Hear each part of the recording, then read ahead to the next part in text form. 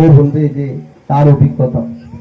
সবাই যেমনটা বললো শুনলাম, আর ছোট থেকে জ্ঞান হওয়ার আগে থাকতে জানি এই পুজোটা হচ্ছে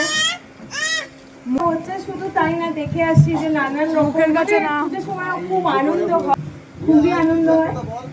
জেঠিমা যখন মারা যায় তার 2 বছর পর, 2 বছর পুজো হয়নি, 1 বছর তো অসুস্থ থাকে, আর তারপরও 2 বছর পুজো হয়নি।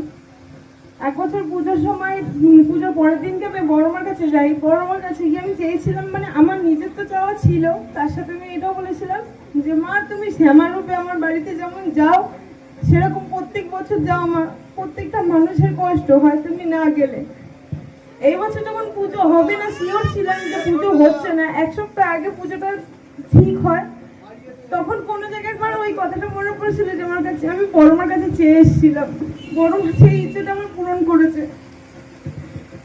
এই পুজোর সময় প্রত্যেকটা মানুষ এক জায়গায় থাকে, মানে খুবই ভালো লাগে।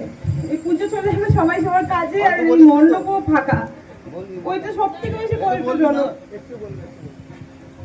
শুধু মায়ের কাছে এটাই চাওয়া যে প্রত্যেক বছর যতই বাধা বিপদ আসুক তুমি এসো, তুমি চাইলে পুজো প্রত্যেক বছর হবে, আর তুমি না চাইলে আমরা 1000 চেষ্টা করলেও হবে না।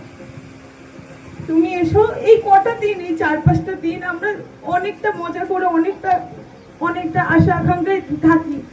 তুমি আসলে তবে আমাদের এই আশা আকাঙ্ক্ষা পূরণ হয়। হয়তো পুজোর সময় মা কালী করে খুবই করি, কিন্তু আমাদের বাড়ির প্রত্যেকটা মানুষ মা কালীকে খুব ভালোবাসে, আর সেই ভালোবাসাতে তুমি প্রত্যেক বছর আসা সবাইকে তুমি খুব ভালো রেখো, যেন কারোর কোনো বিপদ না হোক, আমি এইটুকুই চাই।